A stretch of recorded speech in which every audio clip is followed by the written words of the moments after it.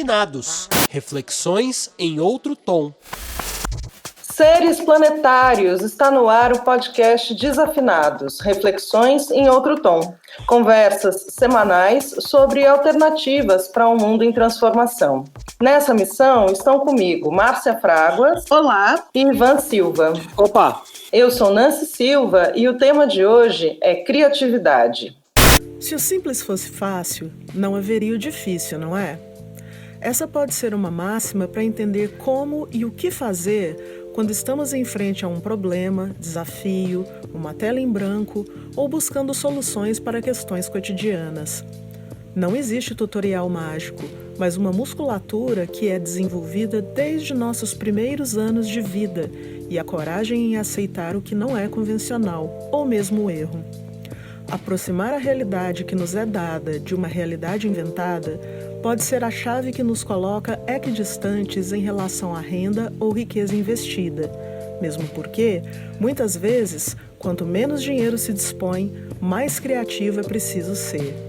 Por isso, nosso programa hoje é mais do que a ideia de ser criativo, é sobre como viver com diferentes referenciais. Pensar fora da caixa nada mais é do que estar condicionado a ser colocado em uma outra caixa? Que tal, então, só pensar? Neste programa, a gente tem o prazer de convidar uma pessoa que, olha, outra igual não existe. Allenberg, conta, quem é você, o que você faz, como vive, do que você se alimenta? Bem, meu nome é Allenberg Quindins, né? Parece nome de remédio genérico, né?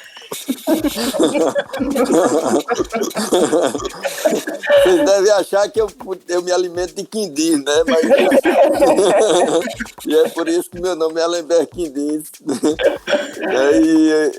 Normalmente, né, as pessoas se decepcionam quando eu vou falar, né, fazer assim, alguma conferência, alguma coisa, porque as pessoas acham que é um alemão, que é um lourão alto, 1,80 m, e quando vê assim, aquele caboclo, né, chegando assim, não tem nada a ver com alemão, nem nada a ver com além da montanha. Então aí as pessoas ficam se olhando para mim, né? E esse nome é um nome judeu, né? Allenberg Quindins. Uma vez eu estava fazendo uma compra em São Paulo e a pessoa era judeu, e a pessoa perguntou para mim: "Você é judeu?" Né? Eu disse: "Não, sou não." Ele disse: "Eu pensei que você era judeu, porque isso é um nome judeu, né?" Quando os judeus foram perseguidos, eles inventaram nomes assim, mas era de certa forma indicação. Mas eu não sou judeu, nem sou alemão, meu nome é Allenberg, né? Francisco Allenberg de Souza Lima. Allenberg Quindins. Esse Quindins foi um apelido que botaram por conta de uma banda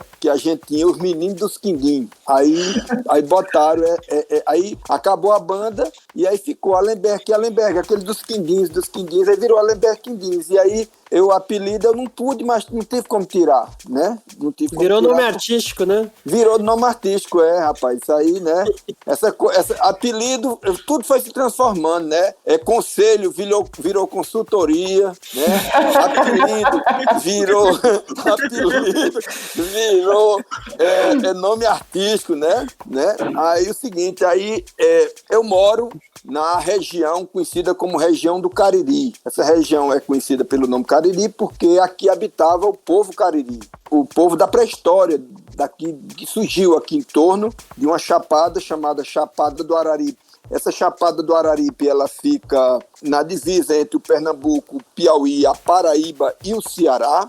É uma das reservas fossilíferas mais importantes do planeta. E aqui onde tem os fósseis mais antigos das primeiras flores. Foram onde surgiram as primeiras flores do planeta. E aqui é uma região com bastante cavernas, com pintura rupestre. Aqui tem 95% do gesso do Brasil sai daqui. Essa região é uma região mágica, muito rica mitologicamente, né? Aliás, né, os platores, né, as chapadas brasileiras, elas eram os terreiros baixos, era o chão do Brasil. Quando houve os movimentos, né, no período Cretáceo, que houve os movimentos das placas tectônicas, começaram a moldar o continente, surgiu as chapadas, a chapada dos Veadeiros, a chapada dos Guimarães, né? E aqui é a única chapada no Brasil que não aparece disco voador, porque os alienígenas somos nós.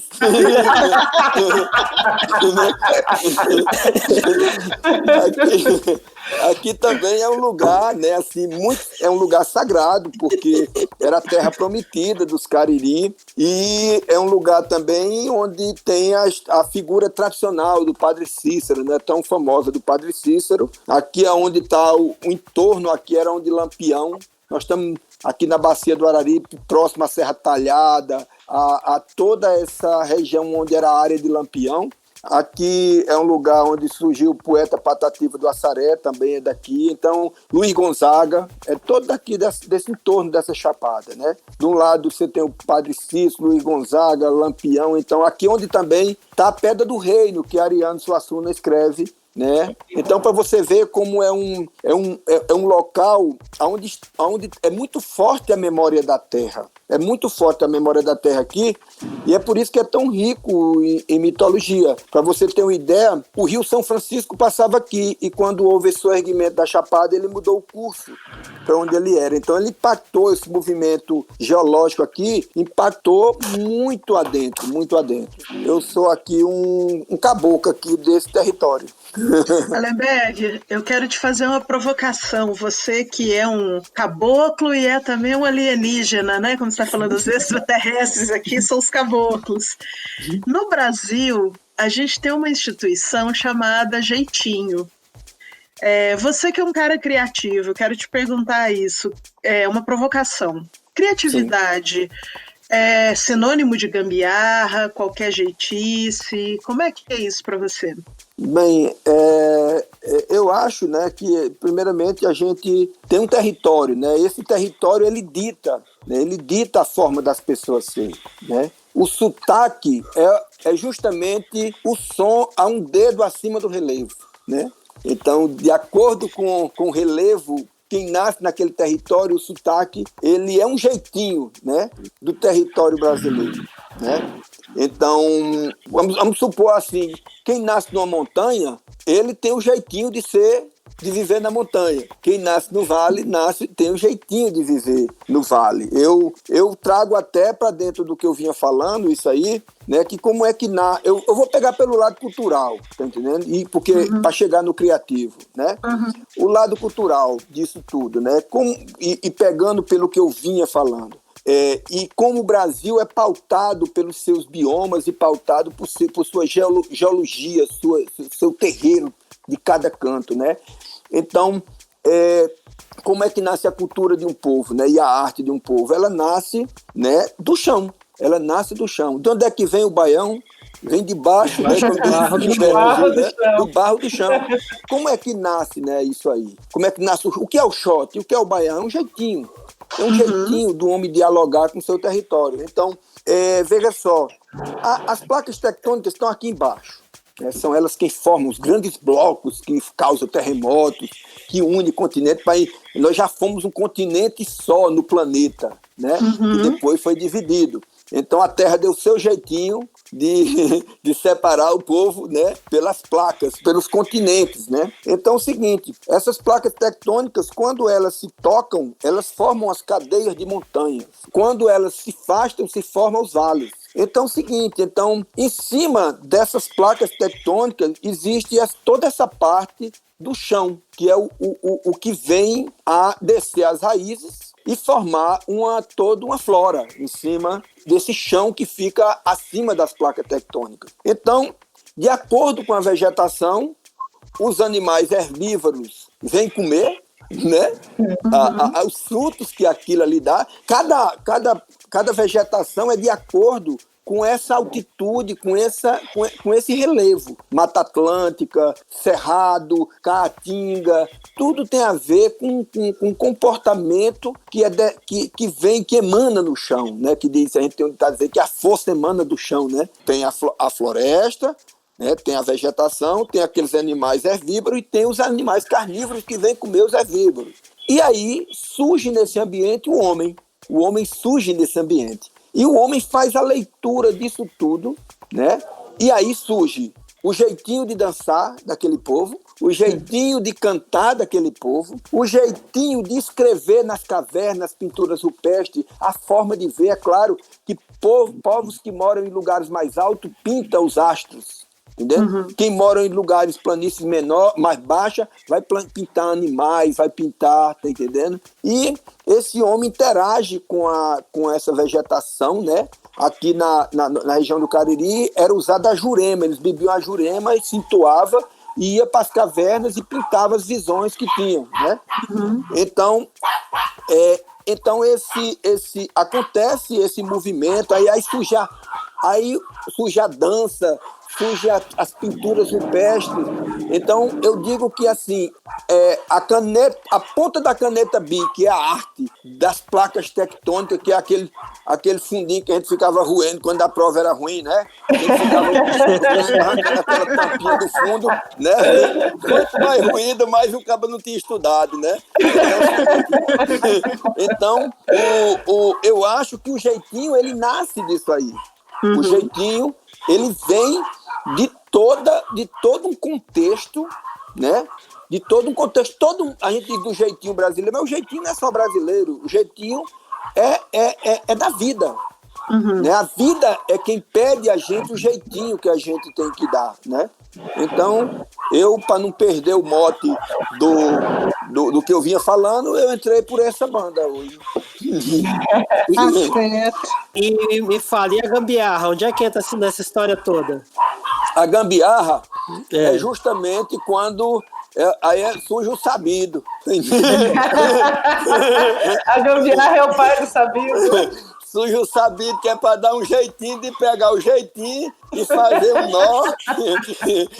E aí surge a gambiarra, tá entendendo? Então quem inventou a gambiarra foi o sabido. É o seguinte, uniu, era duas pessoas, o sabido e o preguiçoso, tá entendendo? Aí eles se juntaram e inventaram a gambiarra. Aqui em casa a gente costuma dizer que o preguiçoso trabalha em dobro, então ele tem que ser sabido também. Não, e Allenberg, agora eu queria perguntar uma coisa relacionada ao teu trabalho aí, que é super importante, né? A Casa Grande, o Museu do Cariri, é um projeto que é bem singular e muito premiado, né? Já recebeu muitos prêmios. E o que chama atenção é o fato de oferecer autonomia para essas pessoas que têm a criatividade como a principal característica, que é a criançada, né? Eu queria saber de onde surgiu a inspiração para fazer tudo isso acontecer. Olha, na realidade é o seguinte, infância é um estado, tá entendendo?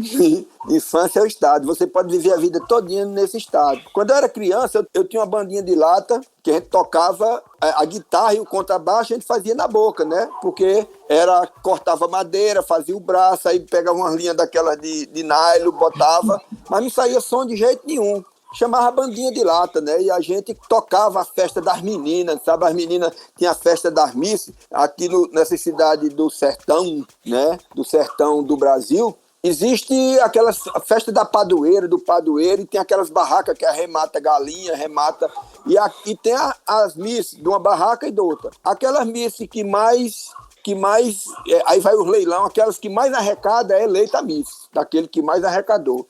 E minha bandinha de lata tocava, e era chamada para tocar, porque é o seguinte, porque tinha a festa das meninas, né? As meninas faziam as festas nos quintal, sabe? Aí tinha as meninas que faziam as festas e nós ia lá arrematar, né? Suspiro, pirulito, essas coisas que a gente fazia. E o dinheiro era daquele dinheiro de carteira de cigarro, que antigamente tinha valor e valia mesmo. Por exemplo, uma carteira de Hollywood, de ministro, né? De Arizona, que era os cigarros da época, por jogar fora ali, a gente dobrava, fazia como se fosse uma notinha e valia.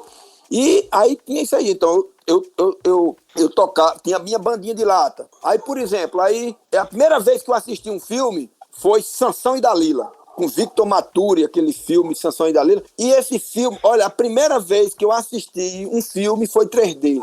A primeira vez que eu assisti um filme na minha vida foi 3D. Pouca gente acredita disso, mas foi 3D. Por que aqui a primeira vez? Por que aqui meu primeiro filme foi 3D? Porque eu entrei dentro da tela. Quando eu me sentei na tela, que apareceu aquele globo rodando, né, apareceu o mundo, né, e tal, aí entrou o filme, eu simplesmente não me sentei mais na cadeira, eu entrei dentro do filme e só voltei quando terminou o filme. E o seguinte, e quando eu passei por aquilo ali, eu digo, eu vou fazer cinema. E aí passei aí, mas só para dizer que foi 3D, porque quando eu assisti agora filme 3D há pouco tempo, com aqueles óculos, eu disse, foi isso que eu vi. Foi isso aí que eu vi. Naquela época, foi isso que eu vi. Então, naquela época, eu entrei mesmo dentro da tela. E aí o seguinte, eu entrei tanto que disse, eu vou fazer cinema. Aí comecei a observar, ia pro cinema, todo menino olhando para a tela e eu olhando para trás para ver o que é que saía, aquele jato de foco que saía da boca dali onde o homem estava passando o filme. E eu olhava que tinha uma lâmpadazinha e passava uma fita na frente. Eu digo, olha, é isso. Peguei lápis, pincel e comecei a pintar, cortar plástico e fazer umas tirinhas de plástico e pintava. Aí eu botava uma lanterna, mas não aparecia na parede. Aí depois eu tentei fazer cortando uma revista em quadrinhos, uma caixinha de sapato, fazia um rolinho, uma manivela e passava. Só que eu tinha que ter 2 quadrinhos para contar a história e cada quadrinho era de um tamanho, então não dava. Aí um dia meu pai mandou a gente lavar um salão que ele tinha construído para montar uma papelaria e, como não tinha energia, nós botamos um lampião. E quando eu estava limpando, eu passava em frente ao lampião e minha imagem aparecia na parede, grande. Aí quando eu me aproximava da imagem, ela ficava menor. Da parede. Quando eu afastava para trás, ela ficava maior. Eu digo, pronto, aí está o cinema. Peguei uma caixa de refrigerante, que naquela época era de madeira, botei um pano na frente, peguei a lanterna do meu pai emprestado e ficava iluminando por trás aqueles bonequinhos que vendia da Gulliver, né, e tal, e que vinha também amarrado em chiclete. E aí... Ainda o povo conhece por chiclete? Conhece? Fica sem chiclete agora.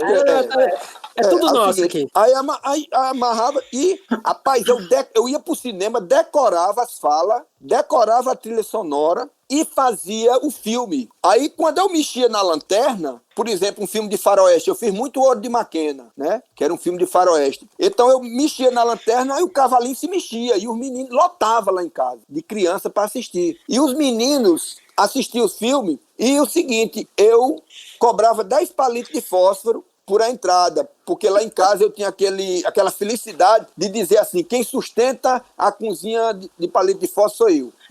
Então, né, ninguém comprava fósforo lá em casa, porque eu... Né? Aí o seguinte, aí eu fazia os filmes, eu fazia as vozes, sabe, os tiros, toda a história. Outra coisa também que eu criei foi uma editora de revista em quadrinhos. Então, naquela época tinha a Ebal, a Block, a editora, e eu pegava os personagens e criava os personagens. Então, por exemplo, tinha o Capitão América, eu criei o Capitão Argentina, que era uma versão latino-americana.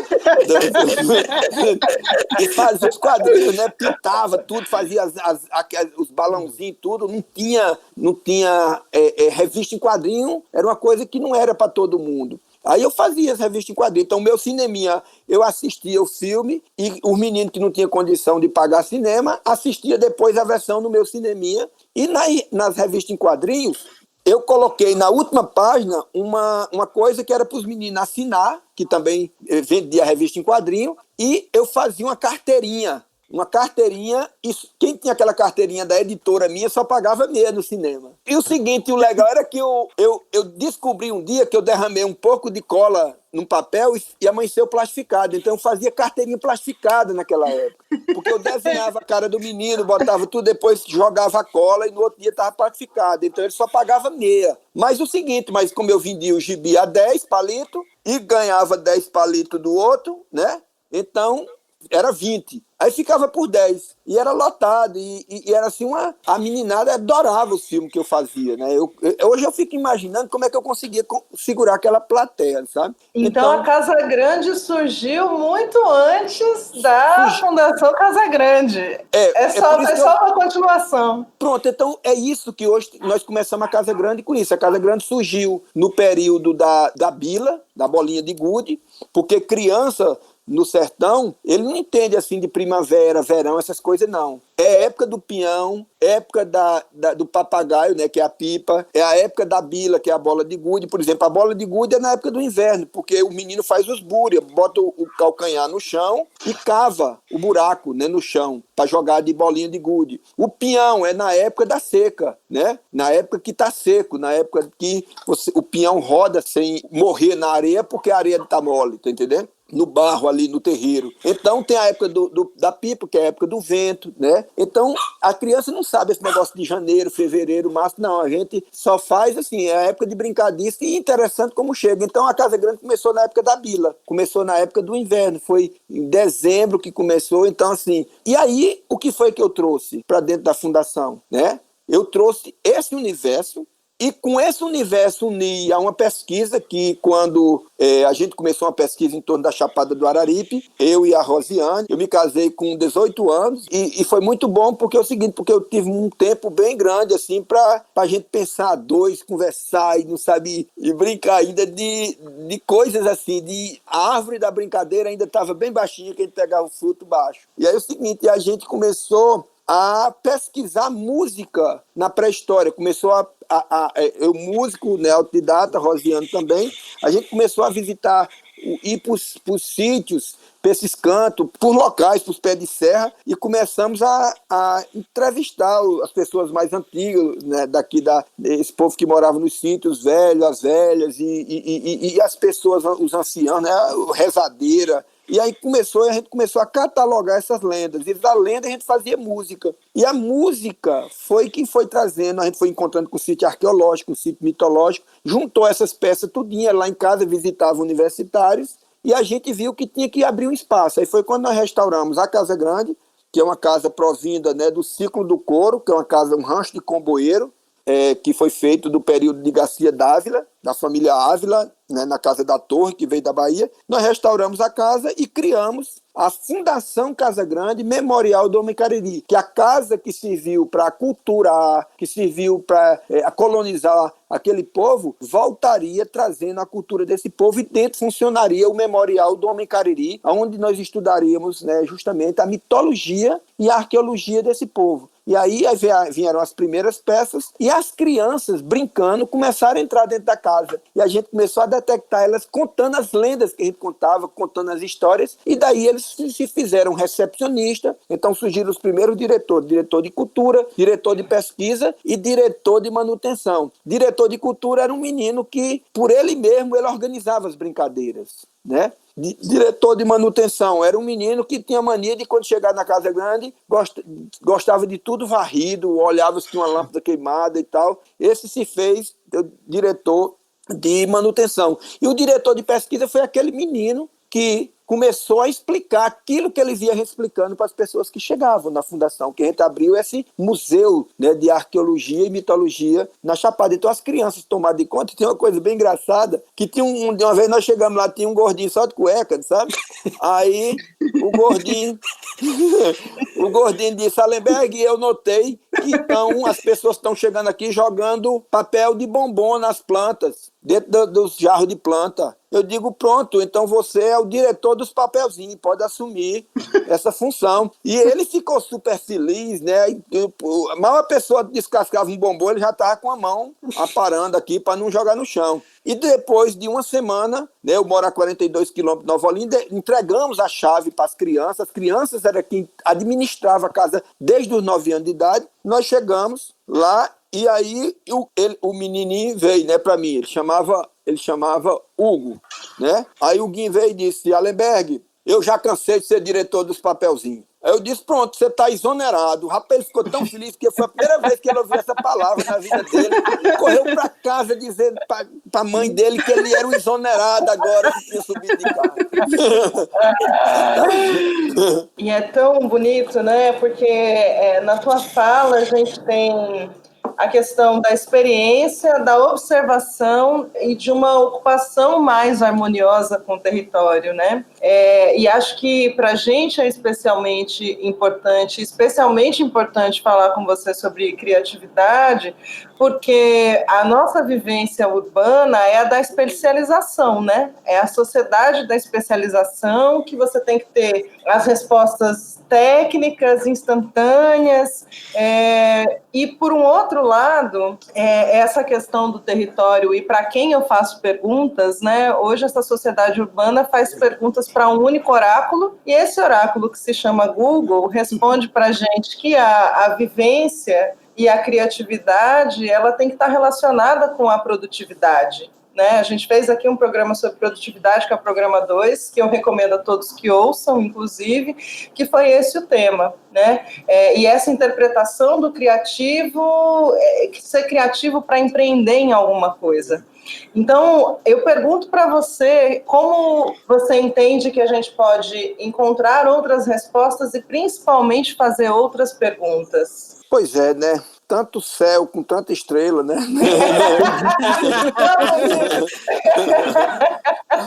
Aí vai chegar o dia de dizer para que aqui esse monte de estrela no céu resolve o quê? Serve para quê, né? Mas sério que você precisa olhar para o céu para entender onde é o norte? Dá para fazer isso? Pois é, isso é muito interessante, né? Porque dentro desse ambiente, né, daqui do planeta, o desequilíbrio que eu vejo, porque não existe desequilíbrio no planeta em si. Existe uma consequência do homem, da forma que ele interpreta o planeta, né? E que ele convive com o seu ambiente. Então, eu digo assim, que são 3 os motivos de desequilíbrio do que a gente está vendo, né? O primeiro é que estão tirando as florestas de cima desse chão, elas estão sumindo de cima desse chão. Tem uma música do Décio Marques que ele diz: casa dos elementais que cada vez se esconde mais. Então, está sumindo essas florestas. Com as florestas, nós estamos tirando uma coisa fundamental nas relações humanas, que é a morada do encanto. São das florestas que vem o encanto, a energia do encanto.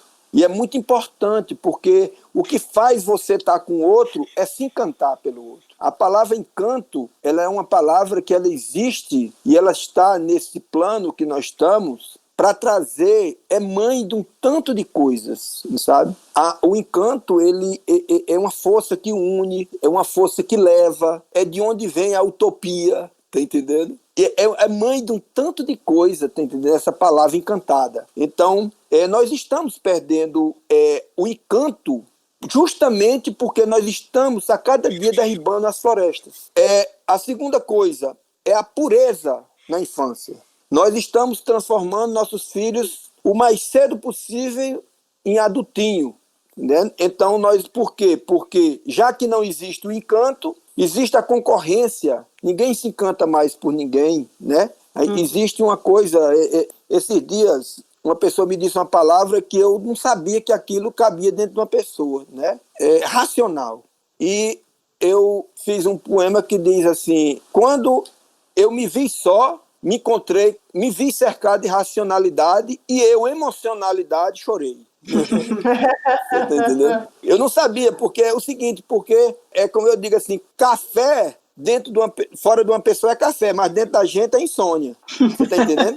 Então, racionalidade, onde um mundo racional, onde as pessoas tudo, tá entendendo, tem um formato, né? Eu digo sempre, a ver se fizeram uma pergunta para mim, o que é que eu achava dessa coisa do empreendedor cultural, né? Do empreendedor social, dessa pessoa, né? Eu digo, não, o empreendedor, ele tem que desenvolver, não é didática em si, mas sim é percepção, é perceber, né?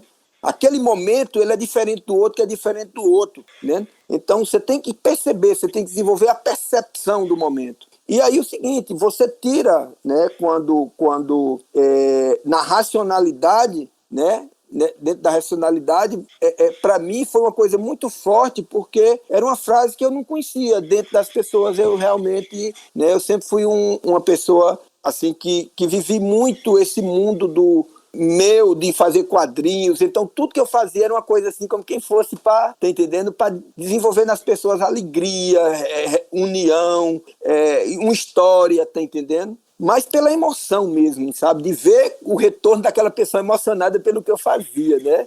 A emoção tem muito a ver com o encanto. A emoção também é um fruto do encanto, sabe? De você se emocionar. E também é um fruto do encanto. E a terceira coisa, né? É a natureza feminina. A natureza feminina, né? Ela é uma das coisas... A natureza é feminina, né? A natureza é feminina, né? O homem procria, a mulher cria. O ato de criar vem da mulher. Hoje eu estava, me lembrei mais uma vez disso, que eu fui ali, eu tenho 2 cachorros que eu crio aqui, 2 cachorros que moram ali no quintal, era cachorro de rua. Eu fiz uma casinha para um e fiz outra para outro. Aí um macho e uma fêmea. Aí eu fui na casinha do macho, do jeito que eu fiz uma cama de papelão, tava. Aí eu fui na casinha da fêmea, tava todo espedaçado o papelão, e ela fez uma coisa chamada ninho. Se aninhar é da força feminina, porque a mulher é quem aninha, você está entendendo? Então, a força feminina é uma coisa que a gente nunca pode perder do planeta, que é a força de aninhar, a força, né? O carinho vem da mulher. O carinho, quem traz a energia do carinho, né? Eu digo assim, que a coisa mais parecida com o amor de Deus é o amor de mãe, né? O amor de mãe. Então, assim, e essas 3 forças, né? Que é a força que está se tirando do planeta, que é a floresta, a pureza da infância e a força feminina, eu acho que isso aí são 3 coisas que vai terminar nós tudo no Google. Isso não é bom. Cara, tem um oráculo mais poderoso do que isso? A pureza. Sim, né? A intuição. A intuição, né? A floresta, né? Tudo isso. E a gente está indo, né, no Google, tá entendendo? A gente está indo no Google, né? Está indo mesmo, mas pouca gente está olhando as plantas, está olhando o céu, de olhar para o céu, quando, que eu digo sempre, né? Quando é a época de cortar cabelo, né? Quando é a época de plantar macaxeira, que é na lua minguante, porque a força está para raiz, e macaxeira, batata, essas coisas é para plantar na lua minguante, que a força da lua está minguando para baixo. A força, quando é para você fazer uma árvore crescer, você tem que ir podando as galinhas que vai nascendo da lua nova para a lua crescente, né? Eu faço uma árvore crescer em menos tempo do que uma árvore normal cresce, só trabalhando com a força da lua. Porque o que acontece é o seguinte, a força da lua, ela é a força da água aqui. E a lua, ela é justamente ela dialoga diretamente com a força feminina nesse plano nosso. Você tá entendendo? Hollenberg, você falando assim bonito do feminino, né, da natureza, e de como isso regula toda a relação aí do grupo social, né, com o meio. Queria que você me falasse uma coisa que eu fiquei pensando aqui. Como é que você vê a relação entre criatividade e sensibilidade? Né? Porque me parece que você fala de uma sensibilidade que a gente, aqui no Sudeste, ultra-urbano, a gente está muito apartado disso. Né? Como é que você vê essa relação? Olha, a criatividade, ela é um fruto da sensibilidade. Uhum. Porque a sensibilidade, ela vem pela percepção. Que é o que a gente chama do fio condutor, que a gente chama de inspiração. Vamos pegar um alinhamento, né? Uhum. Então é justamente isso. A pessoa percebe aquilo. Patativa diz, aonde eu olho, eu vejo um verso se bulir. Quando eu olho para cima, eu vejo uma cachoeira de rima caindo em cima de mim. Ele percebeu, né, que existe na natureza versos por onde ele anda, né? Então ele percebeu. E ele, né, ele percebeu por quê? Porque ele é uma pessoa sensível.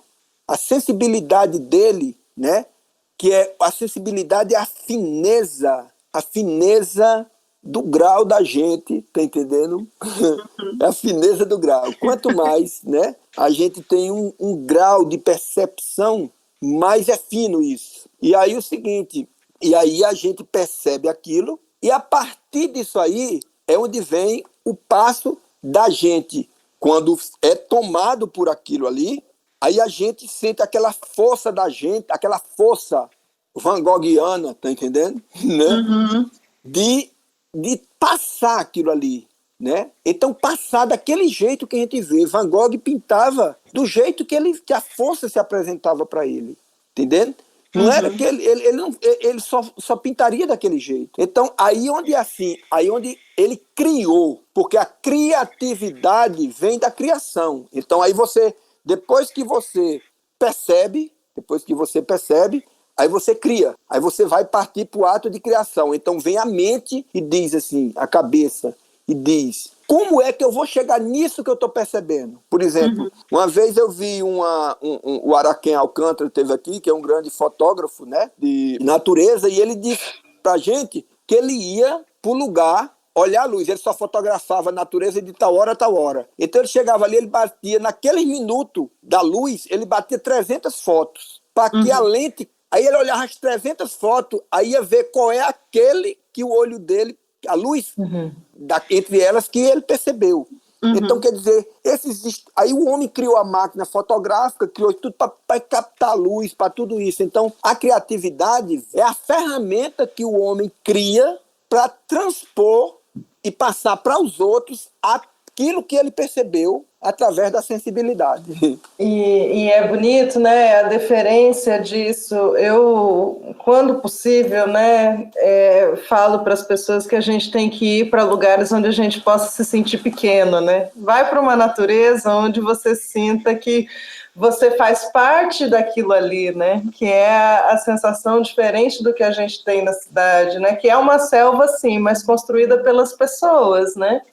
E essa troca, em vários momentos, né? Você diz isso e acho que você falou coisas tão bonitas em relação ao encanto, né? A gente está com as pessoas quando a gente se encanta com elas, o encanto que existe na natureza e no planeta, e como a gente pode também se abrir para estar sensível a se encantar, né? Se encantar, inclusive, por coisas que ainda não existem, né? E que a gente pode perceber que são necessárias, né? E ver isso que nem todo mundo vê, né? Quando você fala da coisa do sol, só o Van Gogh podia pintar aquelas cores, né? Porque eram as cores que ele via naquela natureza, né? Ou a luz que o Araquém também captou aí, né? E é muito interessante, olha, eu fui casado 35 anos, né? A Rosiane, ela faleceu de um câncer, né? Depois de uma luta de 5 anos. E eu me casei um menino, me casei donzelo, tá entendendo? E foi muito bom, porque foi 2 donzelos. Aí é o seguinte, aí um foi ser aluno e professor do outro. E uma coisa que eu percebi foi que aquilo que eu tocava, a minha percepção era uma. Mas a realidade mesmo daquilo que eu toquei era o retorno. Você está entendendo? A verdade não é aquilo, não é aquela força que a gente imprime quando toca. Mas aquela pessoa retorna para a gente como foi o toque da gente. Está entendendo? Então aí você vai afinando. Você vai afinando isso aí. Isso é uma coisa assim muito bonita, né? Porque quando eu era menino, eu ficava olhando assim as meninas, sabe? Eu achava aqui, num estado bem assim, primitivo, eu dizia assim, rapaz, que bicho bonito é aquele que Deus botou no mundo, que é uma mulher, né? Como é que eu achava aquilo encantado, mas olha, eu achava tão encantado que eu não ousava tocar, você tá entendendo? Tem coisas que é tão bonito que você não vale a pena tocar. Porque é sagrado? Porque é sagrado, né? Meu bem-querer é segredo e é sagrado, está sacramentado em meu coração. Você está entendendo? Então, quando a gente toca, quando esse sacrário se abre para a gente tocar, a gente tem que tratar com um cuidado mas tão grande, que a gente mantém aquilo ali, né? Através de 2 coisas, que é o encanto. Porque o encanto ele deve ser pego, quando a gente vai pegar no encanto, a gente veste as luvas da admiração. Você está entendendo? Aquilo que a gente admira, a gente nunca deixa de olhar. A fala da pessoa, quando a pessoa fala, né? O gesto da pessoa, tudo aquilo, cada gesto daquele é encantado. E a gente toca naquilo pela admiração. Você está entendendo? Isso é um mundo que está se perdendo. esse mundo ele está se perdendo. E o responsável pelo regulador disso, que eu digo, são esses três itens. Quando a gente começou a Casa Grande em 92, foi na época que existia os programas infantis onde as crianças se vestiam eroticamente. Aquilo foi um horrível, tá entendendo? Porque as mães mandavam as crianças vestidas eroticamente. Nós erotizamos a infância, nós profissionalizamos, nós petrificamos a infância, nós falamos de uma coisa, nós não deixamos as crianças crescerem, nós fomos lá no mundo deles e congelamos como adultos, você está entendendo?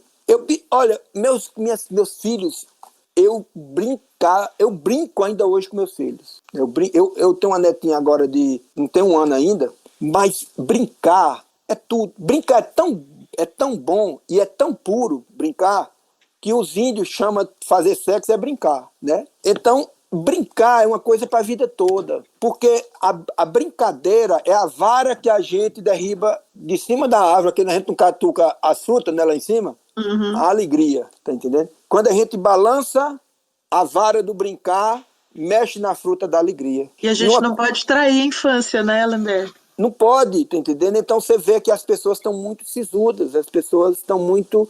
E o que aqui está acontecendo, né?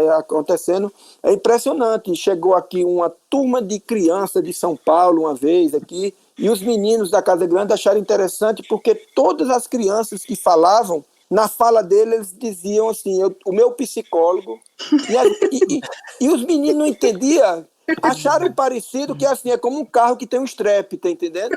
Não tem um strap, aquele pneu de strap, tá entendendo? Então, as crianças já nascem com psicólogo de tiracolo, você tá entendendo?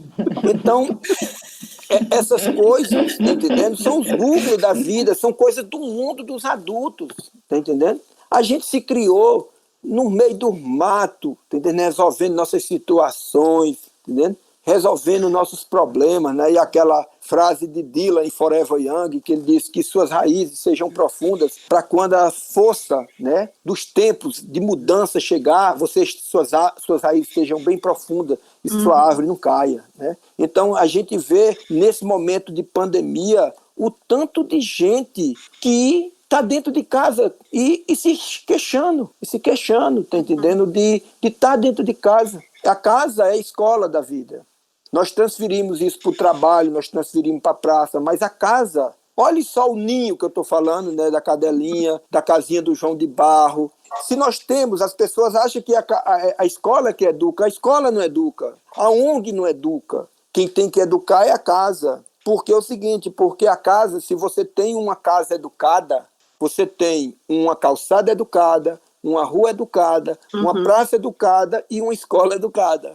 Você está entendendo? A grande escola é a casa da gente. E hoje, nessa correria doida, tá assumindo a figura de mãe, figura de pai, figura de casa, figura de tudo. Você está entendendo? Então isso é que está causando essa coisa toda, que quando as pessoas voltam para o estado primitivo... Olha, uma vez eu estava na floresta amazônica, porque dos 9 aos 18 eu fui criado na floresta, entre o Cerrado e a floresta, ali entre o Parque do Araguaia, entre o Tocantins e o Araguaia. Meu pai foi um daqueles nordestinos que migrou, né? Uma vez eu estava dentro da floresta, mas a floresta era tão profunda e tão densa, que eu disse, meu Deus, se eu me perder aqui, eu não sei... Como é que eu vou sobreviver num canto desse?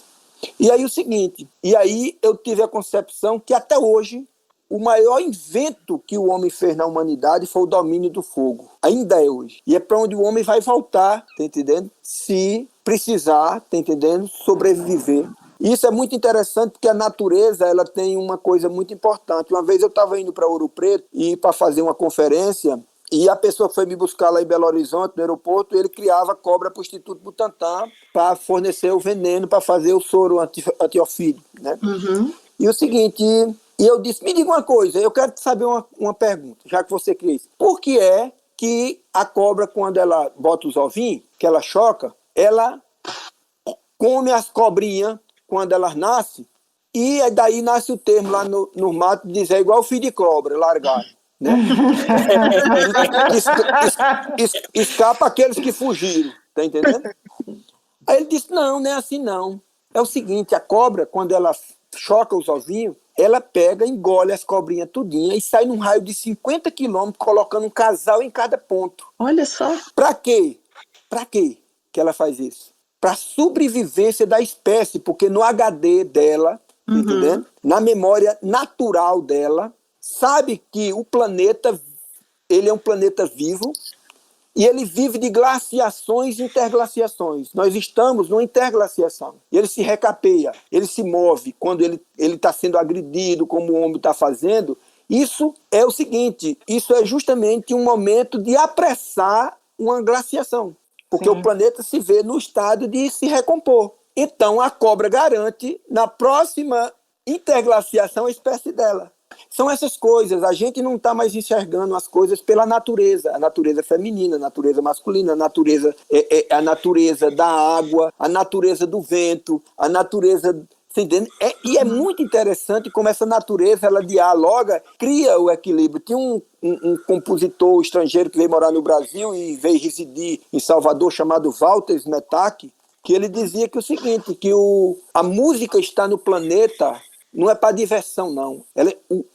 A música, ela está aqui, nesse planeta nosso, para equilibrar o planeta. Olha só, agora você imagine como é o som da Terra girando nesse universo, hein? Pense. Apenas pense. Alenberg, a gente ficaria aqui conversando com você mais 6 dias e meio, mas a gente está chegando estamos chegando no final. Foi esse assunto, né? Eu não sei mas o bom é que é o seguinte, a gente começou na natureza, né? Começou de baixo, né? Com a música de Gilberto Gil e terminou com Walter Smetak. Então, nós terminamos cultural. Fizemos um belo percurso, né? Passamos por Araquém Alcântara, Gilberto Gil, Padre Cícero e Cobra, né? E as cobras, né? Alenberg, olha, foi super legal a conversa. A gente adorou falar com você sobre o museu, a Casa Grande, as suas histórias todas. E assim, antes da gente terminar, a gente sempre pergunta aqui o que foi importante para você por esses últimos dias, né? E para a gente, né? O que foi importante nesses últimos dias, nesse intervalo de uma semana aí? O que passou por você essa semana? O que te tocou essa semana, Alenberg? Bem, assim, eu acho que o que a gente está vivendo, que é a gente não se tocar, né? A gente não se ver, isso vai trazer uma coisa bem importante, que é a importância de se ver. Olha, as pessoas estão dizendo que vai mudar o mundo, porque o mundo vai ser outro, porque a gente não pode se tocar. Eu acho que a gente nunca sentiu tanto o valor de se tocar. A gente nunca sentiu tanto o calor do outro, a importância do outro na vida da gente, né?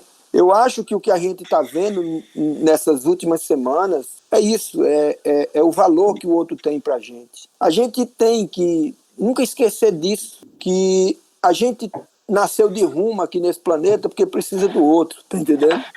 Que ninguém é feliz sozinho, tá entendendo? Que ninguém faz sucesso sozinho, que a gente precisa do outro, né? Se a gente tivesse junto aí, a conversa era outra, tá entendendo? Se tivesse uma garrafa de café no meio... E até amanhã de manhã essa conversa. Cara, né? Aí eu volto novamente, né? Aí eu venho para Bob Marley, né? Bem que eu me lembro, a gente sentado ali junto a fileirinha de papel. Cara, olha, eu vou dizer uma coisa.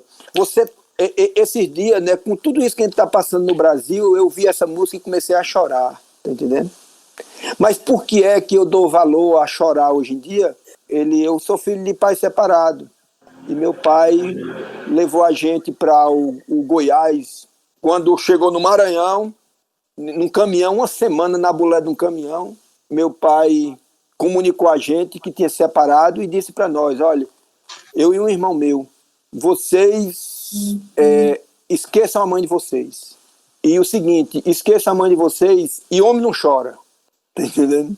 E a gente, naquela época, a gente brincava, fazia danação, o pai dava as pisas na gente, e eu aproveitava para chorar com saudade de minha mãe.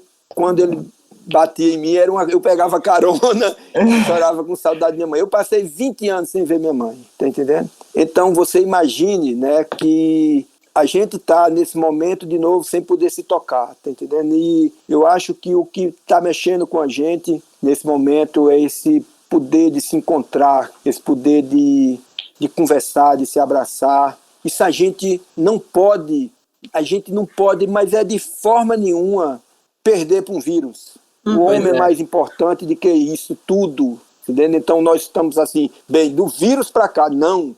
A humanidade é muito maior, entendeu? Do que isso, e nós somos muito maior do que isso. Então nós vamos lutar para ter vacina, nós vamos lutar para as outras coisas que com a tirada da floresta, esse desequilíbrio todo, vai surgir outras coisas no planeta, se a gente não tomar essa consciência. E a gente só toma essa consciência se a gente estiver reunido, sentindo ali o calor do outro, não sabe? Um olhar de sorlaio, que nós estamos vendo todo mundo. Nesse tempo de telefone sensível ao toque, com gente que não é sensível ao toque, tá difícil, né? Tá difícil, não, tá todo mundo, ninguém é mais tridimensional, né?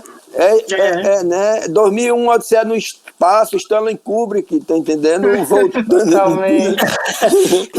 E Allenberg, no pique, fala pra gente, você tem uma dica? Qual é a dica que você dá para as pessoas pesquisarem, se entreterem, se enfurnarem, criarem essa semana? Qual é a dica do Allenberg? Olha, a dica é vocês entrarem, né, assim, botarem aí Fundação Casa Grande, Memorial do Homem Cariri, e pesquisarem os produtos que os meninos estão fazendo, nossa história, sabe? E uma dica além dessa, que dia 19 agora de junho, nós vamos estar aí com False Prophet, que é o novo disco de Bob Dylan que ele está lançando. Eu tô esperando a hora que é para comprar meu vinil, tá entendendo? Escutar na minha radiolinha. Bob Dylan, se você estiver ouvindo, mande um disco para o Allenberg, hein? Fã do grande Dylan. Fã do grande Dylan. Agora eu quero perguntar para Nancy o que passou na semana dela e a dica para essa semana. Olha, eu fiquei muito feliz com a aprovação na Câmara, né, da Lei Emergencial para a Cultura, que é bastante importante. Agora essa votação está no Senado e depende da pressão popular para que ela seja votada. E se o desgoverno deixar também, né, gente? É isso. E a minha dica é um documentário sobre a importância do brincar. É um documentário que chama Tarja Branca, de Cacau Holden, e que fala muito do que o Allenberg disse, né, que a gente cresce e deixa de brincar, e por isso estamos tão deprimidos. Você, Marcinha? Bom, o que me tocou essa semana foi uma conversa que eu assisti no YouTube, no canal da Companhia das Letras, fez parte do Janela Festival. Foi uma conversa entre o Ailton Krenak e o Siddhartha Ribeiro, chamado Sonhos para Adiar o Fim do Mundo. E tem muita coisa que o Allenberg falou aqui pra gente que me lembrou essa conversa que eu vi aí há uns 3-4 dias. Então, isso foi o que me inclusive, tocou. Companhia das Letras, Allenberg está fazendo um livro de poesia, vocês podem contactar. Fica a dica. Fica a dica. E a minha dica é um documentário do Lars von Trier, acho que de 2004, chamada The 5 Obstructions, As 5 Obstruções. É um documentário sobre criatividade. Legal. Bom, o que passou pela minha semana, eu vou falar rapidamente, que foi o caso de termos um ministro da Justiça que é advogado de bandido. Foi isso que passou pela minha semana, mais marcante. E as dicas, como eu sempre trago uma coisa, mudo de ideia, já mudei de ideia umas 4 vezes na última hora aqui falando com o Allenberg. Allenberg, você gosta de corrida de carro? Só de carrinho, de brinquedo. E você já viu corrida de bolinha de gude? Mas tu sabe por que é que eu não gosto de corrida de carro? É porque foi um amigo meu foi ver, aí disse que o carro passa tão depressa que ele veio com um torcicolo do pescoço. Não viu nada e ainda saiu com dor no pescoço, né? Ele saiu com dor no pescoço, disse que é só né? A minha dica é o inusitado site Gels Marble Runs, que é um site de corrida de bolinhas de gude. É sensacional. São vídeos que tem vídeos de mais de 1 milhão de acesso. É uma pista de carrinho. É uma pista. É engraçado demais. É terapêutico. Você olha para aquilo, você fica vidrado assistindo aquilo. Eu sempre gostei de corrida de carro. E aí, quando eu era moleque, a gente nunca teve muita grana, então eu fazia os carrinhos com caixa de pasta de dente. Então, bolava os carrinhos, cortava, tá, não sei o que, era, né, minha viagem era essa. Esse site é genial, tem corrida de circuito, de bolinha de gude, ultrapassagem, o narrador, ele fica enlouquecido com a bolinha de gude. E tem, o mais legal é a corrida de rally de bolinha de gude. Tem treino, que os caras botam as bolinhas de gude, a bolinha de gude faz o circuito em menos tempo, larga na frente, é sensacional. Não, eu vou dar uma dica que você vai ver como essa... É o seguinte, lá nas Casas Grandes, tem uma menina que chama Raimunda. Aí ela foi mudando, ela é pequenininha, aí virou Raimundinha.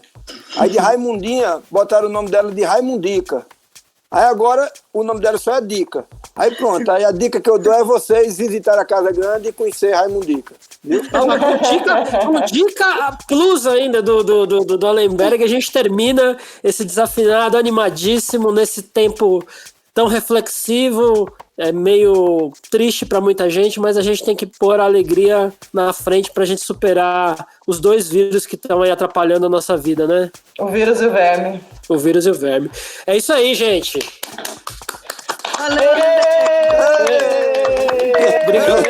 Quando é que eu posso visitar aí a Casa Grande quando passar essa bagunça toda? Rapaz, nós fazemos esse negócio, esse ribuliço todinho pro povo vir ver mesmo.